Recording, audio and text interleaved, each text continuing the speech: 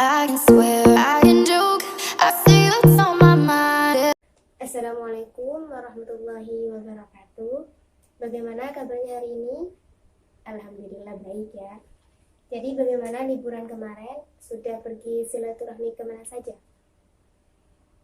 Selama di rumah tetap belajar kan? Alhamdulillah. Sebelum memulai pembelajaran, alangkah baiknya kita berdoa terlebih dahulu ya. Dipersilakan kepada Barinata sebagai ketua kelas untuk dipimpin doanya terlebih dahulu.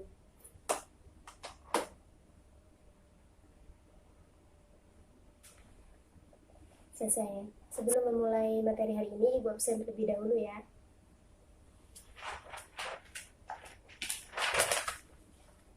Faidatul Karomah. Ini ya. Nurul Hidayati.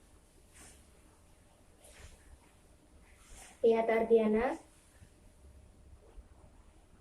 Serifatul Ula.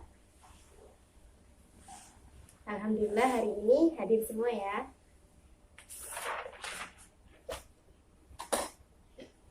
Jadi, tujuan pembelajaran hari ini yaitu untuk mengetahui mekanisme atau proses pada sistem pencernaan pada manusia. Nah, sebelum melanjutkan materi hari ini, ada yang masih ingat minggu kemarin Ibu membahas tentang apa? Ya, Dapat? Nah, betul. Kemarin Ibu menjelaskan tentang struktur organ sistem pencernaan beserta fungsinya. Ada yang masih ingat dari struktur organ sistem pencernaan? Ya, Naula? Mungkin yang lain ada yang bisa menjelaskan lebih rinci? Ya, kepada Nurul. Nah, penjelasan dari kalian sungguh sangat memuaskan ya, berarti tadi malam kalian masih belajar tentang materi minggu kemarin, atau masih ingatlah dengan materi minggu kemarin. Jadi struktur organ sistem pencernaan yang Ibu jelaskan ada 6. Yang pertama, rongga mulut, yang kedua kerongkongan, yang ketiga lambung, yang keempat usus halus, yang kelima usus besar, dan keenam yaitu anus. Nah, proses pencernaan pada manusia di sini melalui 6 tahap. Yang pertama yaitu ingesti. Ada yang tahu ingesti itu apa? Belum ya?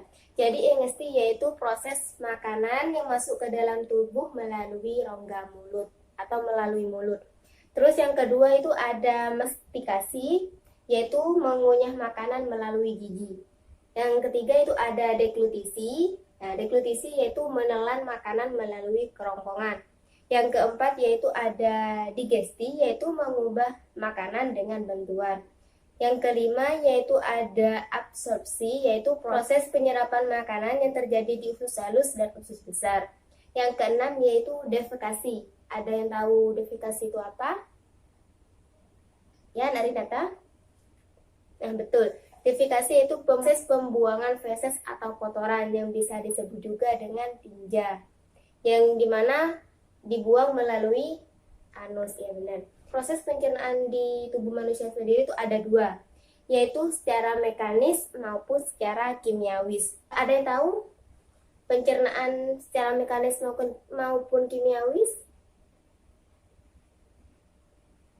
Ya, Narinata? Nah, benar. Mungkin ada tanggapan lain dari kalian? Silakan. Ya, Naula. Nah, betul ya.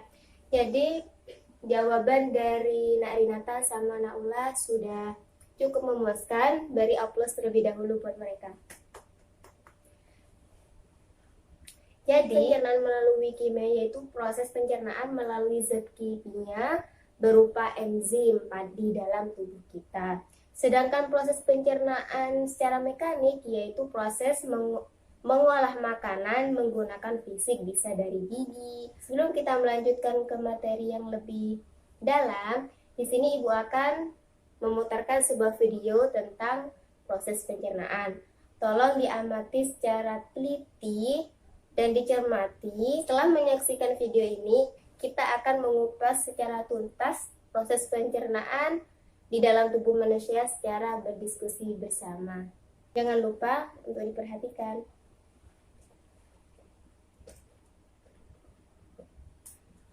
Food in the mouth is mixed with saliva. Saliva begins to dissolve the food as the teeth grind and cut it. Food is forced back into the throat, pharynx, by the tongue. Food in the pharynx stimulates the swallowing reflex. The larynx is pulled upward to meet the epiglottis and seal off the trachea. Food goes from the pharynx to the esophagus. Food moves down the esophagus by peristalsis. The peristaltic wave reaches the esophageal sphincter and food enters the stomach. The unique muscular structure of the stomach breaks up the food into small pieces called chyme. Chyme exits through the pyloric sphincter into the duodenum of the small intestine. The major portion of absorption and digestion occurs in the small intestine. The mucosa secrete enzymes that supplement the digestive enzymes of the pancreas and liver. This completes the chemical process of digestion. The walls are covered with villi where nutrient absorption takes place. The structure of each villus contains a capillary and lacteal to pick up the digested nutrients. The nutrients are now transported by the blood to all the cells of the body. The undigested food reaches the ileocecal valve and enters the large intestine or colon. The colon absorbs water, manufactures vitamins, produces mucus, and forms and expels feces. Mass peristalsis pushes the feces into the rectum, which stimulates the defecation reflex. Nah, gimana setelah kita menonton atau menyaksikan video yang Ibu putar tadi, mungkin sudah ada muncul-muncul proses pencernaan itu dari apa, ya? Naula? Nafai tunggu terlebih dahulu, biarkan Naula untuk menjelaskan pertama kali. Silakan. Sekarang giliran Nafai.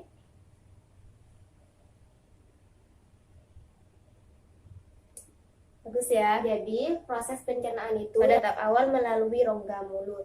Nah, ada yang tahu di dalam rongga mulut proses pencernaan makanan itu diapakan? Ya, dari Nata? Mungkin dari yang lain? Ya, Nanurul? Nah, benar ya. Pada rongga mulut ini melalui dua mekanisme. Yang pertama secara mekanik maupun kimiawi. Nah, secara mekanik pada rongga mulut yaitu yang dimana dibantu oleh gigi dan lidah, yaitu mengunyah makanan dari ukuran yang besar menjadi yang ukuran halus. Sedangkan proses menggunakan pencernaan kimiawi yaitu pada air liur. Nah, air liur di sini mengandung enzim pencernaan yang memberi tanda bahwa pencernaan akan dimulai. Ada yang tahu enzim yang bekerja di mulut kita pada proses pencernaan kimiawi? Masih belum ada yang tahu ya. Jadi proses pencernaan di organ mulut secara kimiawi itu ada dua enzim yang mempengaruhi. Yang pertama yaitu enzim lingual lipase, yaitu mencerna jenis lemak yang disebut dengan trigliserida. Nah, sementara yang kedua yaitu enzim amilase saliva, yaitu mengubah makanan dari karbohidrat menjadi polisakarida. Mungkin dari penjelasan proses pencernaan makanan di rongga mulut ada yang masih penasaran? Ya, Nak Nurul? Ada yang bisa bantu jawab atau menjelaskan dari pertanyaan temannya? Ayo yang bisa jawab, silakan acungkan tangan. Ya, Narinata? Yang lain? Nak Faid? Jawaban dari temannya yang sudah menanggapi pertanyaan Mbak Nurul sudah cukup bagus ya, cukup memuaskan. Kenapa nasi kelama-kelamaan di dalam mulut berubah menjadi rasa manis? Karena nasi itu mengandung yang namanya karbohidrat. Ada namanya enzim amilase, yaitu berasal dari air liur. Nah, enzim amilase di sini mengubah karbohidrat menjadi polisakarida. Sehingga ketika kita makan nasi lama-kelamaan menjadi manis. Nah, coba perhatikan pada gambar rongga mulut di sini. Ada gigi, ada lidah, dan juga ada air liur di situ. Selanjutnya yaitu kerongkongan. Nah, di kerongkongan di sini makanan akan didorong atau diremas sehingga nyampe ke lambung. Gambar yang kerongkongan yang barusan ya. Di situ kan ada gerakan, yang dimana gerakan melonjak-melonjak seperti itu itu yang dinamakan gerakan peristaltik, yaitu meremas dan mendorong makanan. Lambung itu ada 3 lapisan. Nah, di dalam lambung di sini itu ada proses secara mekanik maupun kimiawi. Nah, sekarang coba perhatikan gambar pada lambung di sini ya. Nah, pada tahap atas di situ disebut kardia. Nah, kardia ini awal dari proses pencernaan di lambung itu dimulai. Yang kedua melewati lapisan fundus. Nah, di fundus ini ada proses pencernaan secara kimiawi, yang dimana dibantu oleh enzim-enzim, yang dimana enzimnya itu ada 2. Ada yang bisa menjawab? Ya. Jadi di dalam lambung itu ada enzim pepsin ataupun enzim lipase lambung. Jadi pepsin itu merubah protein atau memecah protein menjadi peptida. Selanjutnya yaitu lipase lambung. Nah, di lipase lambung di sini yaitu berfungsi untuk mencerna trigliserida atau asam lemak. Makanan ataupun minuman yang mengandung aspirin maupun alkohol akan diserap, akan dihancurkan di dalam lambung di sini.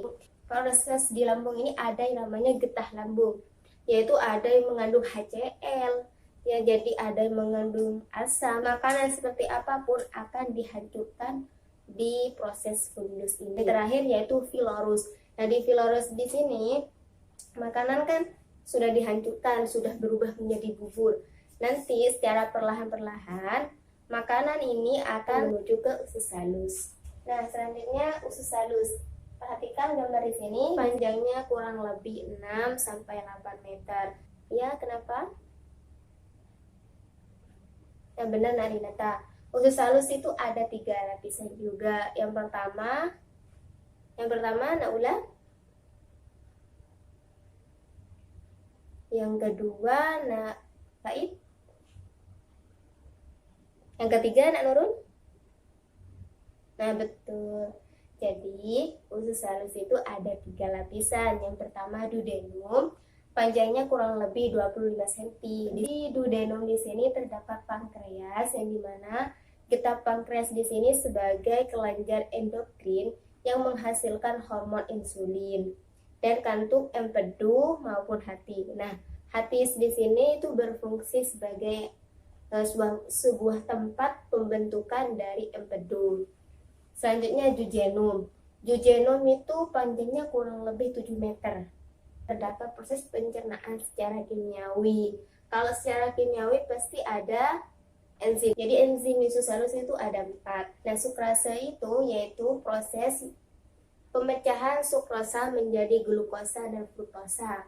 Sementara maltase yaitu proses pemecahan maltosa menjadi 2 molekul glukosa. Nah, sementara laktase yaitu proses pemecahan laktosa menjadi glukosa dan galaktosa. Sementara yang keempat yaitu peptidase, yaitu memecahkan peptida menjadi asam amino. Yang terakhir ini ilium. Panjangnya kurang lebih, ada yang tahu? Ya, Nanul? Kurang tepat jawabannya, mungkin yang lain? Ya, Rinata? Masih kurang? Nafain? Masih kurang ya. Jadi di sini Bu jawab aja ya, daripada lama-lama. Nah, ileum di sini panjangnya kurang lebih 1 meter, yang dimana fungsinya di menyerap. Setelah diserap, sudah diproses, usus halus akan menuju usus besar. Perhatikan gambar di usus besar ini ya. Gambarnya seperti putar balik. Ya, ada proses pencernaan secara kimiawi. Jadi proses pencernaan di organ usus besar itu dilakukan secara mekanis. Besar bisa disebut juga dengan kolon. Nah, usus besar di sini tidak mempunyai enzim, akan tetapi mempunyai yang namanya bakteri. Menyerap sari makanan dari vitamin maupun nutriennya, air pada makanan yang dikandung. Sehingga hasil terakhir makanan pada usus besar di sini berubah menjadi feses atau tinja atau kotoran. Feses yang sudah terlalu banyak di dalam usus besar yang sebelah kiri ini memutuskan untuk membuang semuanya ke dalam rektum. Membutuhkan waktu perkiraan itu 36 jam. Rektum itu ruang lurus panjangnya kira-kira 20 cm dan memiliki sensor khusus yang namanya Swinter.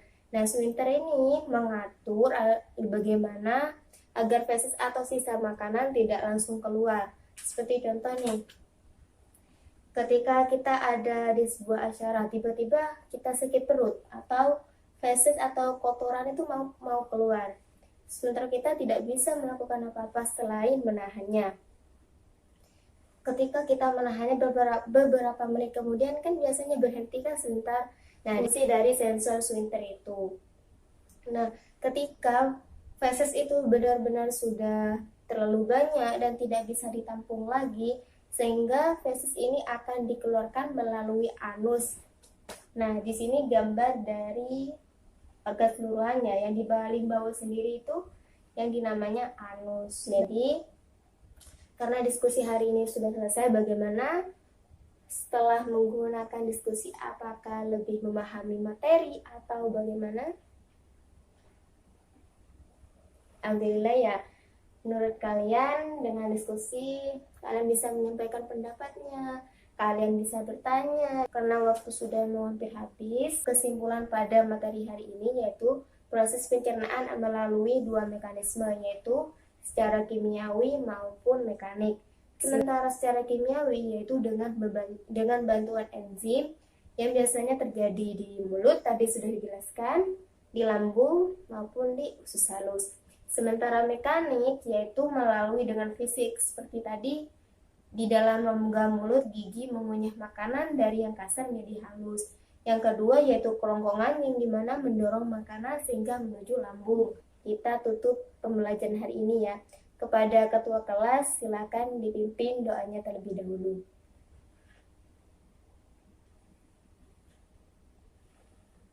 Sebelum keluar, Ibu kasih tugas tambahan ya. Silakan kalian membuat peta konsep dari hasil pembelajaran hari ini. Mungkin dari tugas peta konsep ada yang mau ditanyakan?